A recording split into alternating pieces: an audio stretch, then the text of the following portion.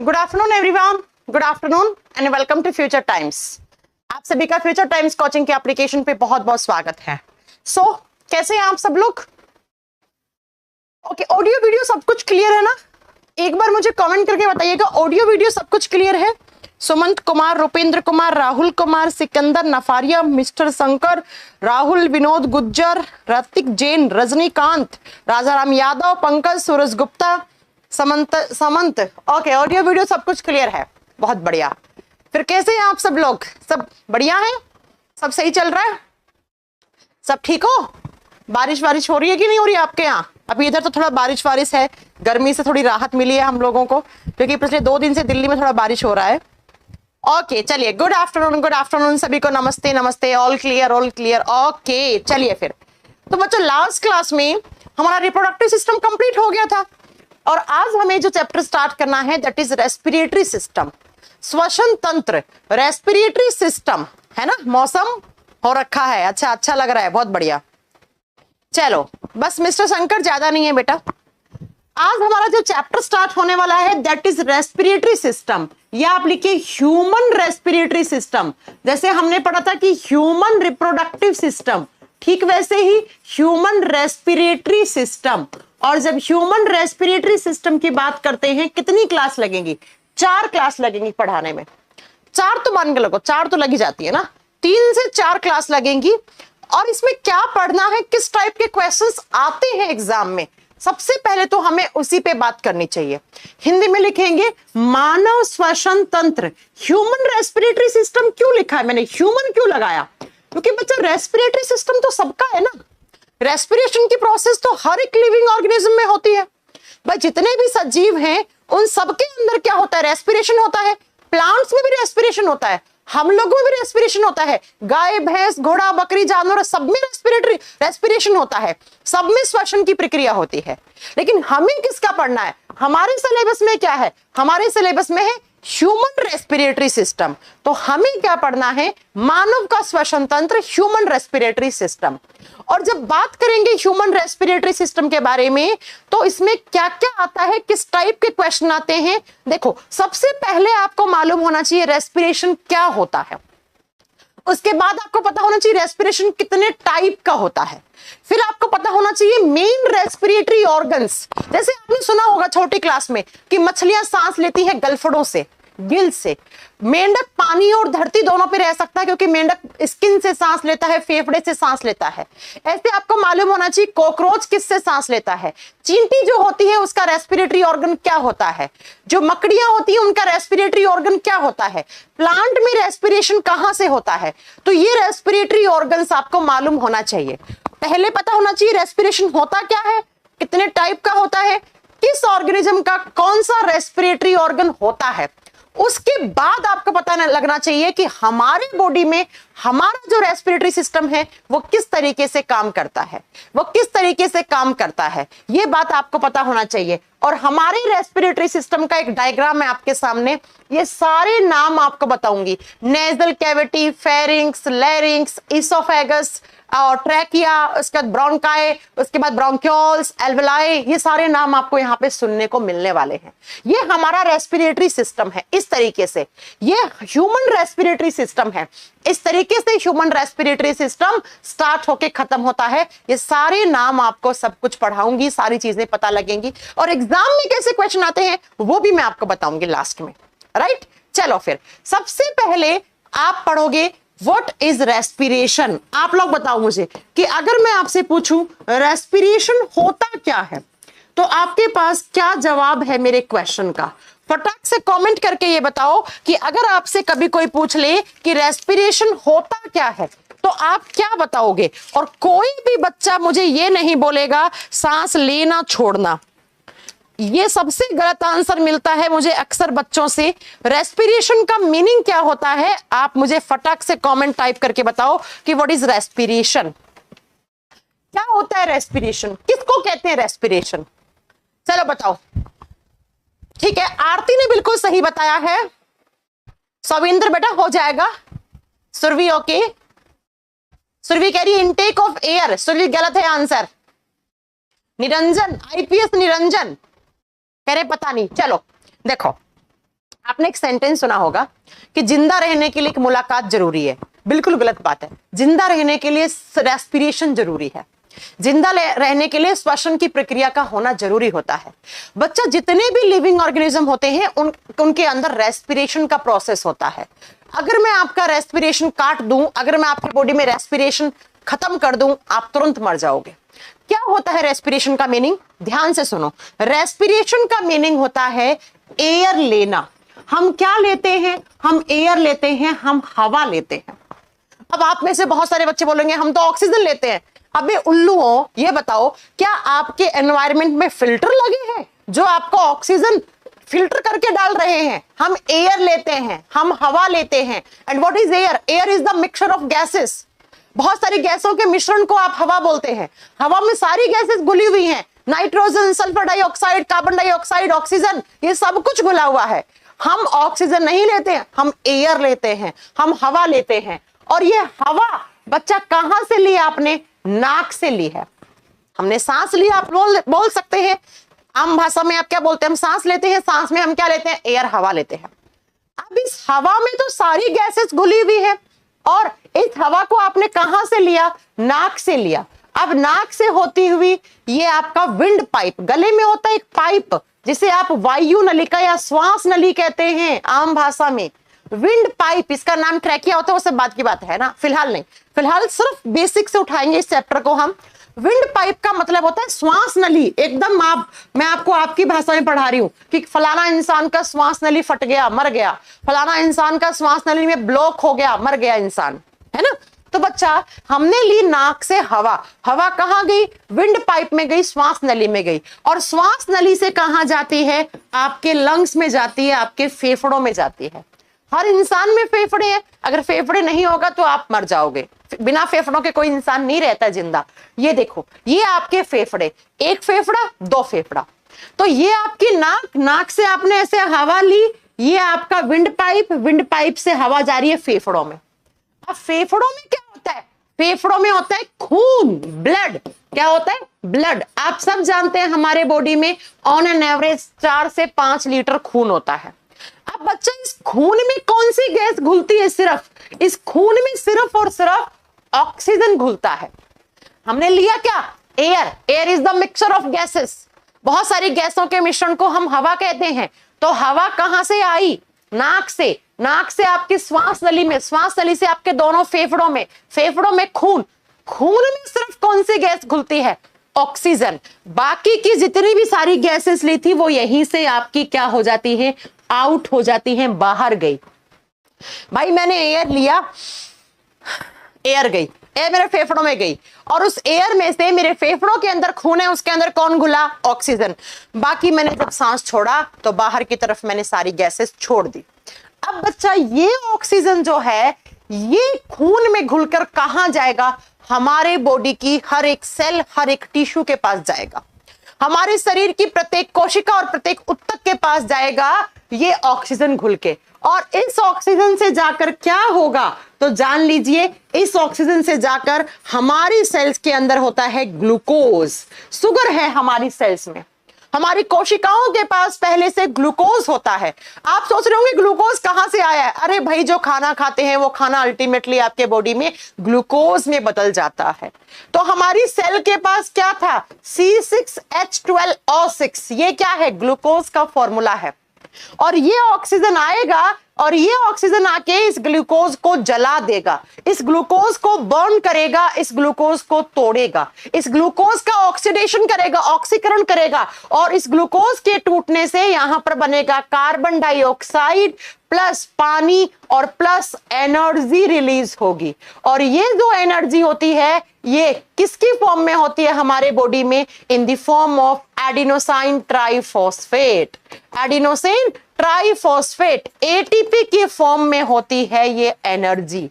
और यही एनर्जी, इसी ऊर्जा को आप काम में लेते हो और इसी ऊर्जा को काम में लेते हैं आपके सेल्स, टिश्यूज, ऑर्गन्स, और काम में लेकर वो अपने सारे के सारे फंक्शन करते हैं। तो अब सुनो कि रेस्पिरेशन का मतलब क्या होता है। मैंने आपसे एक क्वेश्चन पूछा, व्हाट इज रेस्पिरेशन। अब रेस्पिरेशन का मीनिंग क्या है? आज के बाद आप क्या बताओगे? आप कहोगे एयर का हमारे शरीर में एंटर होना, उस एयर में से हमारे फेफड़ों के अंदर जो खून है उसमें ऑक्सीजन का घुलना, उस ऑक्सीजन का हमारी सेल्स के पास जाना और सेल्स के ग्लूकोज को तोड़ना, तोड़ने से कार्बन डाइऑक्साइड, पानी और ऊर्जा का एटीपी के रूप में बनना। ऊर्जा स्टोर हो जाती है हमारे बॉडी में। ऊर्जा का क्या हो जाता है? एटीपी क्या हो जाती है? स्टोर हो जाती है, संग्रहित हो जाती है, और CO2 आपका इस तरीके से नाक से बाहर हो जाता है।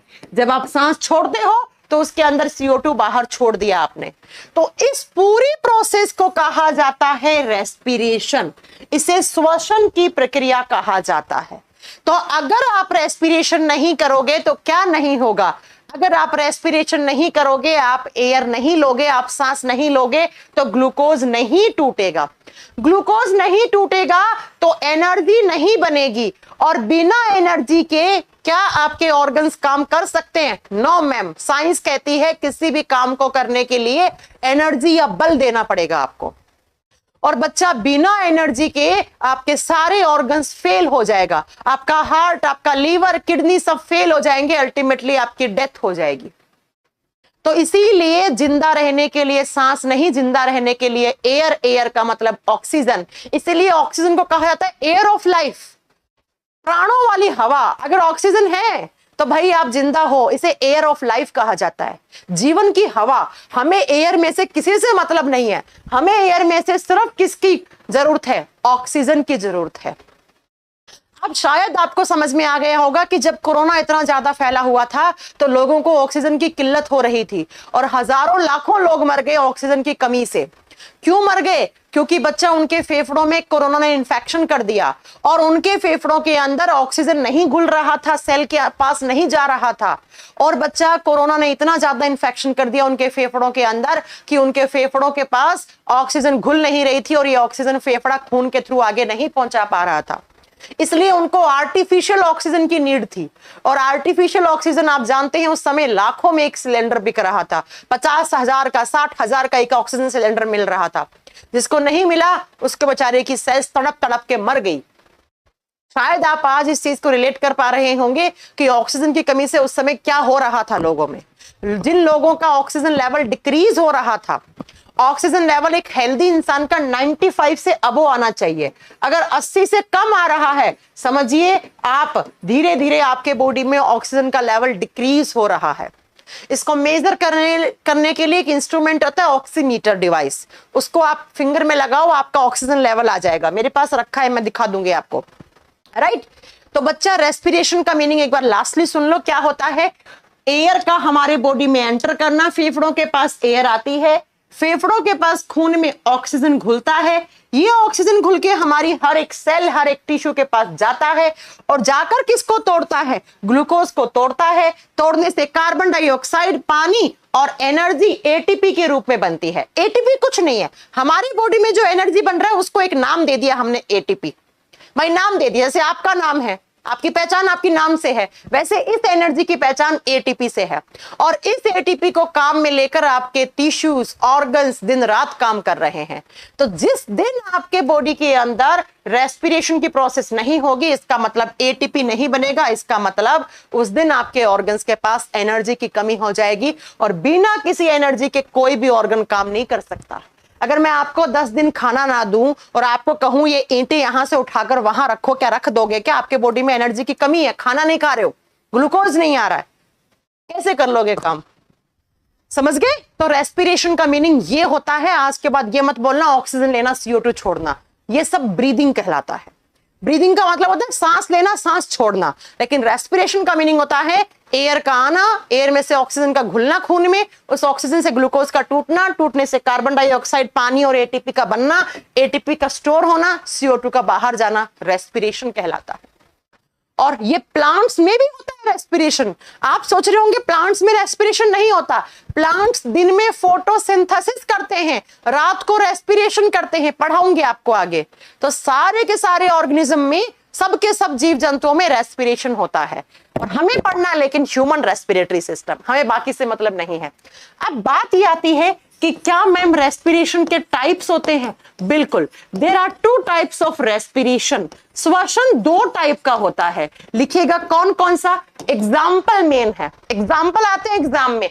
एक होता है बच्चा aerobic respiration, aerobic respiration Hindi में लिखेंगे ऑक्सीश्वसन। हिंदी मीडियम वाला बच्चा दो नाम लिखेगा इसे। एरोबिक रेस्पिरेशन को हिंदी में ऑक्सीश्वसन या वायवीय श्वसन कहा जाता है। और दूसरे टाइप का रेस्पिरेशन होता है, उसे कहा जाता है अनएरोबिक रेस्पिरेशन। एग्जाम्पल मेन है, फिर बता रही हूं। अनएरोबिक, अनएरोबिक स्पेलिंग सही करना, अनएरोबिक रेस्पिरेशन, अनएरोबिक रेस्पिरेशन। और हिंदी में लिखा जाएगा अवायवीय या अनॉक्सीश्वसन, या अनॉक्सीश्वसन। तो दो टाइप का रेस्पिरेशन होता है बच्चा, आप हिंदी के नाम से समझो। ऑक्सीश्वसन नाम से क्लियर है, ऐसा रेस्पिरेशन जो ऑक्सीजन की प्रेजेंस से हो रहा है, ऐसा रेस्पिरेशन जिसके लिए क्या चाहिए, ऑक्सीजन चाहिए, ऑक्सीजन की प्रेजेंस में हो, जिसमें ग्लूकोज को कौन तोड़ रहा है, ऑक्सीजन तोड़ रहा है। ऐसा श्वसन जो ऑक्सीजन गैस की उपस्थिति में हो, उसे ऑक्सीश्वसन या वायवीय श्वसन कहा जाता है। जो ऑक्सीजन की प्रेजेंस में हो तो उसे क्या कहेंगे, आप क्या बताएंगे बच्चा, उसे कहेंगे aerobic respiration. Ma'am oxygen production बढ़ गया है इंडिया में, हाँ जी अब बढ़ गया। अब बढ़ने से क्या होगा, जिसको बेचारे को जिस समय ऑक्सीजन की जरूरत थी उस समय तो नहीं था ना हमारे देश में, उस समय तो कालाबाजारी हो रही थी ना हमारे देश में। अब मुझे पता है ऑक्सीजन प्लांट बहुत सारे लग गए हैं, अब तो बहुत सारी मशीनें आ गई हैं जो एयर को ऑक्सीजन में बदलती है और प्योर ऑक्सीजन बना देती है और वो लेती हैं। लेकिन उस समय आप याद करो, आज से ठीक 1-1.5 साल पहले के दिन कितने खतरनाक दिन थे। मेरी खुद की फैमिली में तो नहीं लेकिन दूर में, और मेरे 1-2 स्टूडेंट थे जिन किसी की मम्मी एक्सपायर हुई, किसी के दादाजी एक्सपायर हुए बिना ऑक्सीजन की कमी से। अब इंडिया में ऑक्सीजन की कमी नहीं है, वो बात अलग है, ठीक है। चलो आइए फिर, ऐसा रेस्पिरेशन जो ऑक्सीजन की प्रेजेंस में हो उसे एरोबिक रेस्पिरेशन कहते हैं। इसका मतलब क्या हुआ, इसका मतलब सिंपल सा है कि जो आपकी सेल्स के पास ग्लूकोज है उसको कौन सी गैस तोड़ेगी, उसे तोड़ेगी बच्चा ऑक्सीजन। और ऑक्सीजन जैसे तोड़ेगी तो कार्बन डाइऑक्साइड प्लस पानी प्लस एनर्जी बनेगा। कहने का मतलब है जो ऑक्सीजन की प्रेजेंस में हो रहा है उसे हम एरोबिक रेस्पिरेशन कहते हैं। और याद रखिएगा, जब एरोबिक रेस्पिरेशन होता है जहां जहां, वहां वहां ऑक्सीजन ग्लूकोज को तोड़ती है और वहां बाई प्रोडक्ट, ये प्रोडक्ट होते हैं बच्चा, राइट हैंड साइड में प्रोडक्ट होते हैं, उत्पाद होते हैं किसी भी केमिकल रिएक्शन में, लेफ्ट हैंड साइड में रिएक्टेंट होते हैं, अभिकारक होते हैं। तो बच्चा इन दोनों की अभिक्रिया से ये उत्पाद बने हैं। तो कभी कभी आपको कंफ्यूज करने के लिए एग्जाम में एग्जामिनर क्वेश्चन डालता है, क्या डालता है कि एरोबिक रेस्पिरेशन का बाई प्रोडक्ट क्या है, उत्पाद क्या है, तो क्या बताओगे, कार्बन डाइऑक्साइड, पानी और एटीपी। भाई ये प्रोडक्ट ही तो है, ये उत्पाद है, ये बना है, ये एरोबिक रेस्पिरेशन में बना है। और साथ में यहां पर थोड़ी सी हीट भी निकलती है, थोड़ी सी उष्मा भी निकलती है, बस थोड़ा बहुत ये बता देना, राइट। अब बात करते हैं एनारोबिक रेस्पिरेशन पे। ऐसा रेस्पिरेशन जो ऑक्सीजन की एब्सेंस में हो, जहां पर ऑक्सीजन जरूरी नहीं है, फिर भी रेस्पिरेशन हो रहा है, फिर भी ग्लूकोज टूट रहा है, थोड़ा बहुत ग्लूकोज अपने आप टूट रहा है, या किसी और एंजाइम वगैरह की प्रेजेंस से आप करवा रहे हो उसे, ऑक्सीजन की जरूरत नहीं है, जहां पर ऑक्सीजन की एब्सेंस में भी रेस्पिरेशन हो रहा है। अब ये बताओ हम लोगों में कौन सा होगा, ये होगा ना, हम लोग किस पे जिंदा रहते हैं, ऑक्सीजन पे, है ना। तो बच्चा जब बात करते हैं एनारोबिक रेस्पिरेशन की, तो वो एनारोबिक रेस्पिरेशन में ऑक्सीजन नहीं चाहिए होता है। यहां पर आप कोई कैटलिस्ट डाल सकते हो, कैटलिस्ट का मतलब होता है उत्प्रेरक, उत्प्रेरक डाल दो, कोई एंजाइम डाल दो, ईस्ट खमीर डाल दो, वो डिपेंड करता है आप किस टाइप की केमिकल रिएक्शन करवाना चाहते हैं, वो डिपेंड करता है किस टाइप की केमिकल रिएक्शन करवाना चाहते हैं। और जब बच्चा अनारोबिक रेस्पिरेशन होता है तब वहां पे क्या बनता है, आप ये बात जान लो, वहां पर बनता है पाइरुविक एसिड या साथ में लैक्टिक एसिड, लिख लीजिएगा। जब जब एनारोबिक रेस्पिरेशन होता है तो या तो बनाएगा पाइरुविक एसिड, या का मतलब है वो डिपेंड करेगा कहां पे हो रही है केमिकल रिएक्शन, हिंदी में लिखेंगे पाइरुविक अम्ल, या बनेगा बच्चा lactic acid, lactic acid, lactic अम्ल, या बनेगा इथेनॉल। इथेनॉल का मतलब होता है शराब पीने वाली। बच्चा जब जब एनारोबिक रेस्पिरेशन होता है उसका बाई प्रोडक्ट क्या क्या हो सकता है, ऑप्शन में ढूंढ लेना, इसमें से कुछ ना कुछ ऑप्शन मिलेगा। ठीक है, पूछे कि एरोबिक रेस्पिरेशन में क्या बना, ये सब बना। अनारोबिक रेस्पिरेशन में या तो पायरुविक एसिड मिलेगा ऑप्शन में, या लैक्टिक एसिड मिलेगा, या इथेनॉइक एसिड बोले तो इथेनॉल शराब मिलेगा। इसमें से कुछ ना कुछ चीज बन रही होगी, वो डिपेंड करता है। अगर शराब बनानी है तो शराब बनेगा, यहां लैक्टिक एसिड बनाना लैक्टिक एसिड बनेगा, अगर पायरुविक एसिड बनाना है तो पायरुविक एसिड बनेगा। वो डिपेंड करता है किस टाइप की प्रोसेस करवा रहे हो। तो पहला डिफरेंस तो इन दोनों में बाई प्रोडक्ट का हो गया। इसके प्रोडक्ट ये हैं, यहां पे पायरुविक एसिड या लैक्टिक एसिड या इथेनॉइक एसिड के साथ थोड़ा बहुत कार्बन डाइऑक्साइड और थोड़ा बहुत एटीपी भी बनेगा। एटीपी भी बनेगा और CO2 भी बनेगा, लेकिन इस एटीपी की मात्रा बहुत कम होती है, ये एटीपी ज्यादा होता है। इतनी बात आपको समझ में आई या नहीं आई, पहले मुझे ये बता दो। हाँ जी,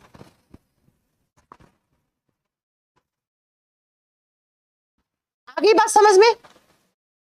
चलो, अब दूसरी बात क्या आती है। दूसरी बात जब बात करते हैं बच्चा इन दोनों के डिफरेंस की, तो दूसरी बात ये आती है कि यहां पर जो एटीपी बनता है वो मोर बनता है, यहां पर जो ऊर्जा बनती है वो ज्यादा बनती है बच्चा। कितने मॉलिक्यूल? अप्रोक्स 38 एटीपी मॉलिक्यूल बनती है, और इसमें बहुत कम एटीपी बनती है, लेस अमाउंट में एनर्जी बनती है, और कितनी? तो सिर्फ 2 एटीपी के मॉलिक्यूल जनरेट होते हैं यहां पे।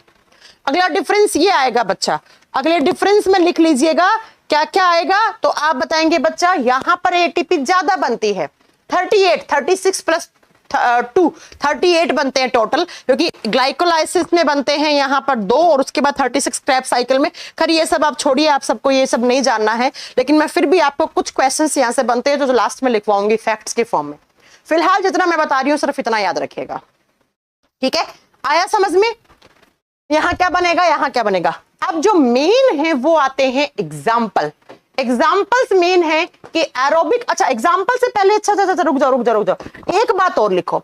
एरोबिक रेस्पिरेशन होता कहां है हमारी सेल में, इसकी साइट क्या है, एरोबिक रेस्पिरेशन की जगह क्या है बच्चा, कहां होगा? मैंने कह दिया रेस्पिरेशन आपके सेल्स में होता है, सेल्स में कहां होता है? तो एरोबिक रेस्पिरेशन होता है बच्चा माइटोकॉन्ड्रिया में। लिखिएगा माइटोकॉन्ड्रिया में, हिंदी में लिखा जाएगा सूत्रकणिका, हिंदी में लिखा जाएगा सूत्रकणिकाएं। ठीक है बच्चा, ये बात याद रखिएगा। और जो अनारोबिक रेस्पिरेशन होता है वो कहां होता है? जब अनारोबिक रेस्पिरेशन की बात करते हैं तो वो होता है सेल के साइटोप्लाज्म में, और साइटोप्लाज्म का मतलब होता है, साइटो का मतलब होता है सेल, सेल का मतलब होता है कोशिका, और प्लाज्म का मतलब होता है द्रव्य, जो गाढ़ा सा लिक्विड है सेल के अंदर, जैसे साइटोप्लाज्म कहते हैं, उसके अंदर होता है। तो अगर आपसे जगह पूछ ली कि एरोबिक, हाँ मैं बताऊंगी, ग्लाइकोलाइसिस, क्रैब साइकिल थोड़ा पढ़ाऊंगी, डोंट वरी पढ़ाऊंगी सो भी डोंट वरी ना। तो बच्चा एरोबिक रेस्पिरेशन की जगह माइटोकॉन्ड्रिया करके आनी है आपको, अनारोबिक रेस्पिरेशन की जगह क्या करके आओगे? साइटोप्लाज्म करके आओगे। या तो क्वेश्चन बनेगा बाई प्रोडक्ट से, या एटीपी से, या जगह से। अब अगर यहां से भी नहीं बना तो यहां से बनेगा क्वेश्चन कि एरोबिक रेस्पिरेशन के एग्जाम्पल क्या है। तो बताओ हम लोगों में कौन सा होगा, मनुष्य प्रजाति में हम लोगों में कौन सा होगा? बता देना, एरोबिक रेस्पिरेशन होगा। इसके साथ अगर पूछ ले बर्ड्स, पक्षियों में कौन सा होता है? Aerobic respiration. एनिमल्स, जानवरों में सब आ जाएगा, गाय, भैंस, घोड़ा, बकरी, खरगोश, बिल्ली, कुत्ता, इन सब के अंदर कौन सा रेस्पिरेशन होता है? आप कहेंगे बच्चा एरोबिक रेस्पिरेशन होता है। और एक मजे की बात बताऊं, एरोबिक रेस्पिरेशन कभी भी एग्जाम्पल में नहीं पूछा जाता है, क्योंकि तो सबको पता है, ये सबको पता है कि क्या है एरोबिक रेस्पिरेशन, इसका एग्जाम्पल क्या है। एग्जाम्पल हमेशा आते हैं अनएरोबिक रेस्पिरेशन के। तो इसको थोड़ा सा हेडिंग देके लिखना नीचे, और इसको मोस्ट इंपॉर्टेंट करो इस चैप्टर में। अनएरोबिक रेस्पिरेशन के एग्जाम्पल बहुत मेन है बच्चा। अनएरोबिक रेस्पिरेशन लिखेंगे अनॉक्सी श्वसन, इसके एग्जाम्पल बहुत मेन है बच्चा, क्योंकि एग्जाम्पल से ही कुछ चीजें समझाऊंगी आपको मैं जो एग्जाम में आती हैं। और इसके एग्जाम्पल में सबसे पहला एग्जाम्पल क्या लिखोगे? सबसे पहला एग्जाम्पल लिखो ह्यूमन मसल्स में, ह्यूमन मसल्स, और हिंदी में लिखिएगा मानव की मांसपेशियों में, मानव की पेशियों में या मांसपेशियों में। बच्चा ये कब होता है? ध्यान से सुनो। जब आप बहुत ज्यादा रनिंग कर लेते हैं, भाग दौड़ कर लेते हैं, जिम करते हैं, एक्सरसाइज करते हैं, तो हमारी बॉडी में हमारी जो मसल्स होती हैं, मांसपेशियां होती हैं, उनके पास ऑक्सीजन की कमी हो जाती है। और ऑक्सीजन की कमी से हमेशा कौन सा रेस्पिरेशन होता है? एनारोबिक रेस्पिरेशन होता है। तो जब जब हमारी मांसपेशियों में किसकी कमी होती है?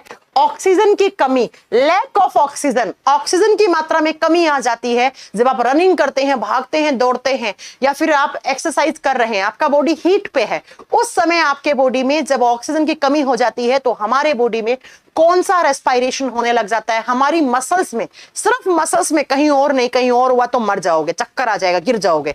हमारी मांसपेशियों में होता है। और जब जब हमारी मांसपेशियों में होगा तो बताओ एनारोबिक रेस्पिरेशन के बाई प्रोडक्ट की फॉर्म में हमारी मांसपेशियों में क्या बनेगा? हमारी मांसपेशियों में एक एसिड बनेगा, जिस एसिड का नाम होता है लैक्टिक एसिड, लैक्टिक अम्ल।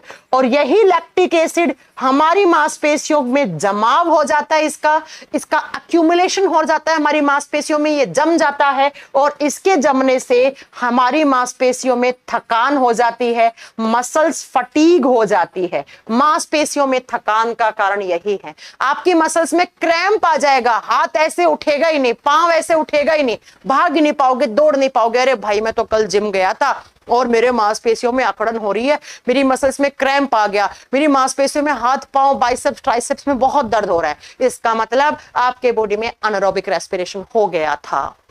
एग्जाम में क्वेश्चन आता है कि ह्यूमन की मसल्स के अंदर जब एनारोबिक रेस्पिरेशन होता है तो कौन सा एसिड का जमाव हो जाता है? लैक्टिक एसिड का जमाव। ये एग्जाम में क्वेश्चन आएगा। मांसपेशियों में थकान या मांसपेशियों में जो क्रैम्प पड़ते हैं, मसल्स के अंदर जो थकान है, मांसपेशियों में थकान या फिर जो क्रैम्प पड़ गए मांसपेशियों के अंदर, वो किस एसिड के जमाव के कारण? वो लैक्टिक एसिड के जमाव के कारण पड़ गया। बोलो यस और नो, बता दोगे? पहला एग्जांपल एनारोबिक रेस्पिरेशन का फर्स्ट एग्जांपल समझ में आया या नहीं आया?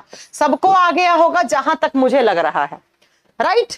अब चलते हैं दूसरे पे, दूसरा एग्जांपल। और जब इसका दूसरा एग्जांपल की बात करते हैं तो जो लोअर क्लास के एनिमल्स होते हैं, लोअर क्लास का मतलब होता है जो हमसे नीचे हैं। अब हमसे नीचे का मतलब जाति पाति वाला नहीं है, हमसे नीचे होते हैं बच्चा बैक्टीरिया। लोअर क्लास में आते हैं बैक्टीरिया, बैक्टीरिया का मतलब होता है जीवाणु। और लोअर क्लास में आते हैं फंगी, फंगी का मतलब होता है कवक। हमसे नीचे क्यों? क्योंकि इनका अच्छे से डेवलपमेंट नहीं हो पाया, इनकी बेचारों की ग्रोथ नहीं हो पाई, है ना, इसलिए ये हमसे नीचे हैं। हम इतने बड़े बड़े हैं, बैक्टीरिया को आप देख भी नहीं सकते हो नग्न आंखों से। बैक्टीरिया को देखना है तो इलेक्ट्रॉन माइक्रोस्कोप चाहिएगा, इसलिए ये हमसे नीचे हैं। ठीक है, जाति पाति में उनसे नीचे नहीं है, तो इनको बोलते हैं लोअर क्लास के एनिमल। ठीक है बच्चा, तो आप बताएंगे जीवाणु में और कवक में कौन सा रेस्पिरेशन होता है? अगर एग्जाम में आ गया तो एनारोबिक रेस्पिरेशन होता है। इसके अलावा नेक्स्ट बात करते हैं बच्चा, एक प्रोसेस होता है फर्मेंटेशन का। कितने बच्चों ने इस नाम को सुना है कभी? फर्मेंटेशन। फर्मेंटेशन को हिंदी में कहा जाता है किण्वन, किण्वन। और फर्मेंटेशन कब करवाते हैं?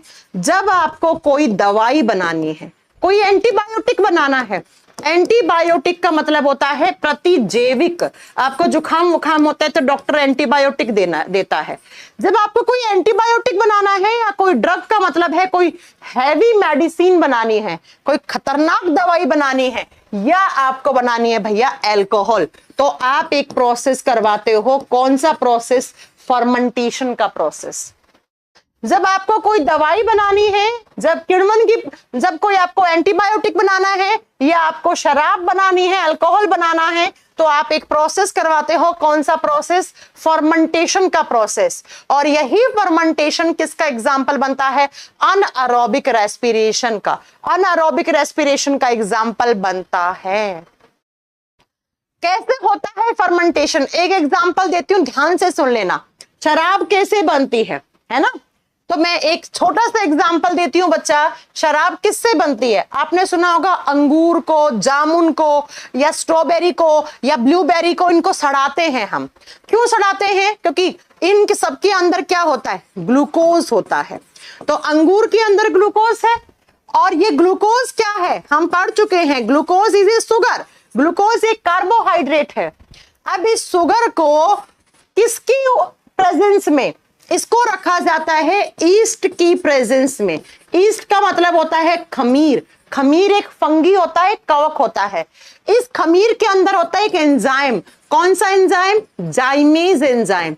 या तो आप सीधा जाइमेज एंजाइम डाल दो या आप ईस्ट डाल दो। और बच्चा यहां पर करवाया जाता है अनएरोबिक रेस्पिरेशन।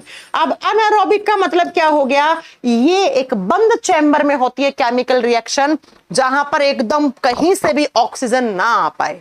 और ऑक्सीजन ना आना ही तो अनएरोबिक रेस्पिरेशन है भाई।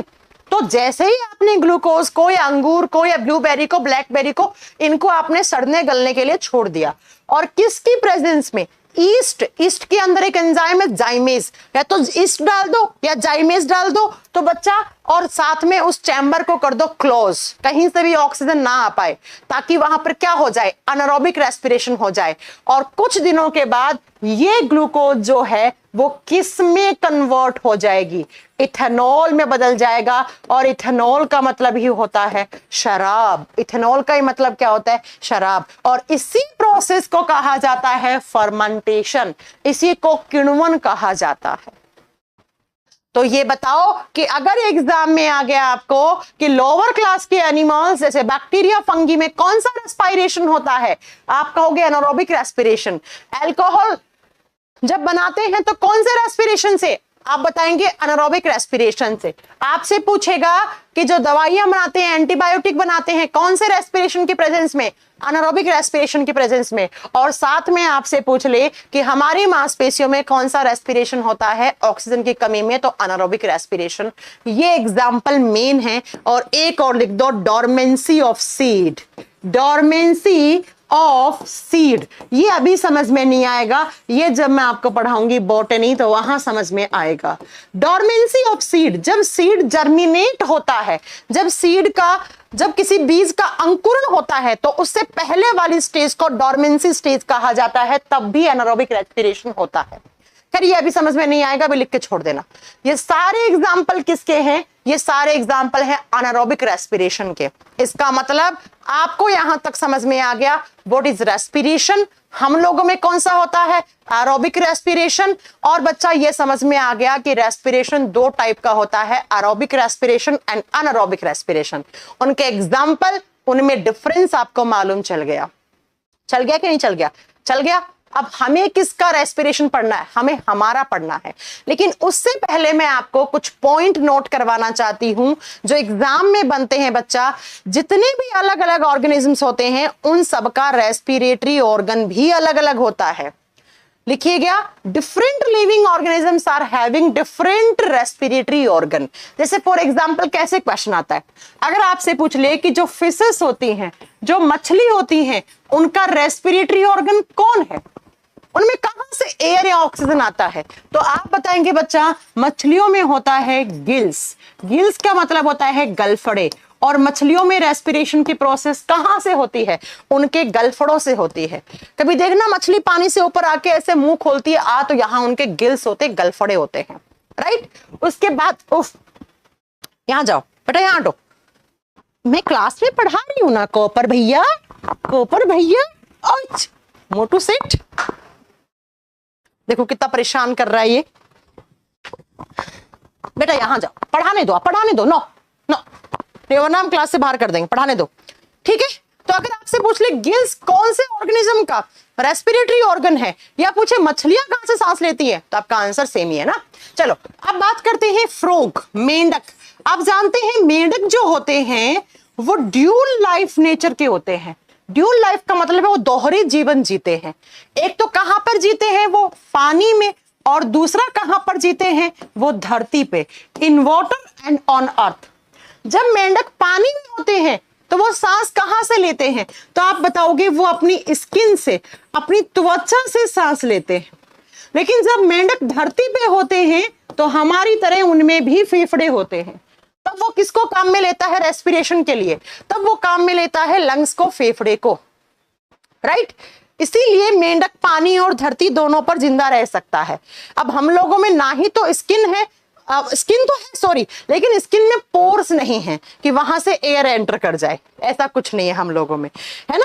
उसके बाद नेक्स्ट आप बताओगे बच्चा, प्लांट्स कहां से रेस्पिरेशन करते हैं? जो पेड़ पौधे होते हैं, पादप होते हैं, ये कहां से रेस्पिरेशन करते हैं? तो आप बताओगे प्लांट्स की लीफ में, प्लांट के जो पेड़ के पत्ते हैं उसमें छोटे छोटे पोर्स होते हैं जिन्हें स्टोमेटा, जिन्हें हम वात रंध्र कहते हैं, जो दिन में बंद हो जाते हैं और रात को खुल जाते हैं। जो दिन में बंद हो जाते हैं और जो रात को खुल जाते हैं उन्हें स्टोमेटा कहते हैं। पेड़ का जो पत्ता है, इस पत्ते के अंदर ऐसे छोटे छोटे पोर्स होते हैं, इन्हें स्टोमेटा कहा जाता है। और बच्चा इन्हीं स्टोमेटा से प्लांट रेस्पिरेशन करते हैं, प्लांट में रेस्पिरेशन होता है। नेक्स्ट, स्टोमेटा कहाँ है? तो पेड़ के पत्ते में है, ठीक है बच्चा। नेक्स्ट, अगर आपसे पूछ ले एनिमल्स, एनिमल्स का मतलब हो गया जानवर। अब एनिमल्स में सब आ गए, गाय, भैंस, घोड़ा, बकरी, जानवर, कुत्ता, बिल्ली, खरगोश, सब आ गए। या आपसे पूछ ले ह्यूमंस, मनुष्य जाति किससे रेस्पिरेशन करते हैं? लंग्स। हम लोगों में एक जोड़ी फेफड़े होते हैं बच्चा। अगर आपसे पूछ ले बर्ड्स, बर्ड्स का मतलब है पक्षी, चिड़िया, कबूतर, मोर, है ना, इनमें भी क्या होते हैं? हमारी तरह लंग्स होते हैं, हमारी तरह फेफड़े होते हैं। तो इनका भी रेस्पिरेटरी ऑर्गन क्या हो गया? फेफड़ा हो गया। समझ गए? अगर आपसे पूछ ले अर्थवॉर्म, अर्थवॉर्म का मतलब क्या होता है बच्चा? अर्थवॉर्म का मतलब होता है केंचुआ। केंचुआ, केंचुआ कहां से सांस लेता है? तो जो केंचुआ होता है, जिसे हम एनिलिडा संघ में रखते हैं, वो अपनी स्किन से सांस लेता है, वो अपनी त्वचा से सांस लेता है। इसलिए केंचुआ आपने देखा होगा मिट्टी वगैरह के अंदर से भी चल सकता है, राइट। इसके बाद अगर हम बात करते हैं नेक्स्ट, अगर कॉकरोच की बात करें कि कॉकरोच कहां से सांस लेता है? कॉकरोच, जिसे हिंदी में तिलचट्टा कहा जाता है, कॉकरोच को हिंदी में तिलचट्टा कहा जाता है। कॉकरोच में होती हैं ट्रैक्यूल्स या ट्रैकिया। ट्रैकिया जो है, ट्रैकिया का मतलब होता है श्वास नली। ट्रैकिया जो है उसी से ही वो सांस ले लेता है। ट्रैकिया जो होती है ना कॉकरोच की, वो इस तरीके से डिवाइडेड रहती है, अलग अलग ब्रांचेस में, इस तरीके से, और यहीं से उसका रेस्पिरेशन का प्रोसेस हो जाता है। तो जो कॉकरोच है उसमें उसकी ट्रैकिया से ही वो रेस्पिरेशन कर लेता है। इसके अलावा आपको पूछे नेक्स्ट किसके बारे में? आपसे पूछे अमीबा। अमीबा क्या होता है? अमीबा एक यूनिसेलुलर बैक्टीरिया है, एक कोशिकीय जीवाणु है। तो अमीबा में बेचारे में ना फेफड़े होते हैं, ना किडनी होते, कुछ नहीं होता अमीबा में। अमीबा में एक सेल है, एक सेल है इस तरीके से, और यही इसका शरीर है। तो यही इसका जनरल बॉडी सरफेस है। अमीबा अपने बॉडी सरफेस से ही सांस ले लेता है, अपने शरीर की सामान्य सतह से, शरीर की सतह से। भाई यही इसका शरीर है, यही इसके ऑर्गन्स हैं, इसके अंदर ऑर्गन्स, टिश्यूज कुछ होता नहीं है, एक सेल है। अब साइंस कहती है सेल है तो वो लिविंग है, तो अमीबा को लिविंग मानना आपकी मजबूरी है, और वो इसी सेल से अपना सांस ले लेता है।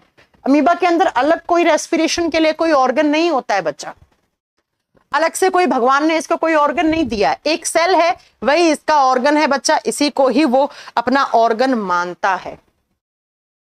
समझ में आ गई मेरी बात? तो आपको किसका रेस्पिरेटरी ऑर्गन याद करना है?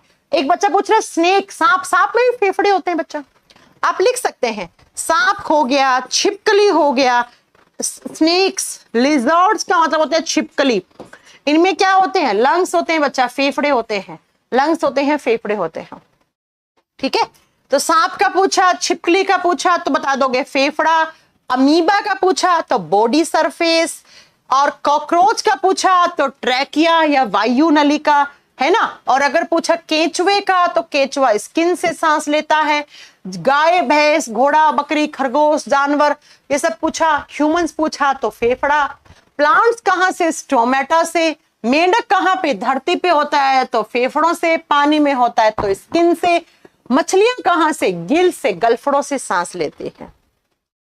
ये कुछ ऐसे क्वेश्चन एग्जाम में बन जाते हैं, है ना, जो आपको याद करने हैं। ये अलग अलग रेस्पिरेटरी ऑर्गन है। अब ये बताओ हमारा रेस्पिरेटरी ऑर्गन कौन है? हमारे मेन रेस्पिरेटरी, देखो वैसे रेस्पिरेटरी ऑर्गन बहुत सारे, ये फोटो देख के कोशिश करो जानने की। आपने एयर कहां से ली? नाक से। तो नाक भी एक रेस्पिरेटरी सिस्टम का हिस्सा है। गले वाला पाइप है, जो विंड पाइप है, वो भी रेस्पिरेटरी सिस्टम का हिस्सा है। लेकिन मेन रेस्पिरेटरी सिस्टम आपके लंग्स होते हैं, आपके फेफड़े होते हैं, आपके लंग्स होते हैं। मतलब इस चैप्टर में हमें किसकी स्ट्रक्चर पढ़नी है? मतलब कि इस चैप्टर में हमें रेस्पिरेटरी सिस्टम के अंदर लंग्स की मेन यहां पर हमें एनाटॉमी करनी है। तो अब हम कल की क्लास में स्टार्ट करेंगे ह्यूमन रेस्पिरेटरी सिस्टम। हमारा रेस्पिरेटरी सिस्टम किस तरीके से स्टार्ट होता है, ये सब आपको पढ़ाने वाली हूं। ये सब पढ़ा के एक फोटो और दिखाती हूं, वो पढ़ाने वाली हूं। ये सारे नाम आपको पढ़ाने वाली हूं। इसके बाद आपको ये वाली स्ट्रक्चर समझ में आएगी, ये क्या होती है इस तरीके से। ये पूरे नाम जो आप देख रहे हैं ना, इतना कुछ, ये सब आपको समझना है बच्चा, ये सारा कुछ आपको समझना है। तो कल हम स्टार्ट करेंगे ह्यूमन रेस्पिरेटरी सिस्टम। आज तो मैंने आपको एक ओवरव्यू दिया है कि भाई रेस्पिरेशन क्या होता है, कितने टाइप का होता है, किसका कौन सा रेस्पिरेटरी ऑर्गन है मेन। अब कल मैं पढ़ाऊंगी ह्यूमन रेस्पिरेटरी सिस्टम कैसे काम करता है ना, हमारा रेस्पिरेटरी सिस्टम किस तरीके से काम करता है। Nose, larynx, pharynx, trachea, Adam's apple, उसके बाद आपको प्लूरा, उसके ब्रोंकाई, ब्रोंक्यूल्स, एल्वेलाई, डायफ्राम, ये सब नाम आपको जानने को मिलेंगे, कुछ नए नए नाम जो हो सकता है आपने कभी पढ़ा ही ना हो। मैम लार्जेस्ट बोन कौन सी होती है? पढ़ा चुकी हूं, फीमर ही होगा।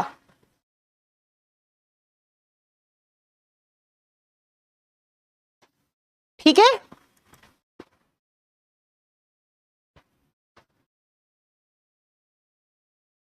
ओके राजेश मैं करवा देती हूं अवेलेबल। ओके जोनी करवा देती हूं। चलिए फिर आज के लिए इतना बहुत है। यस विपिन कुमार आपको पढ़ना है।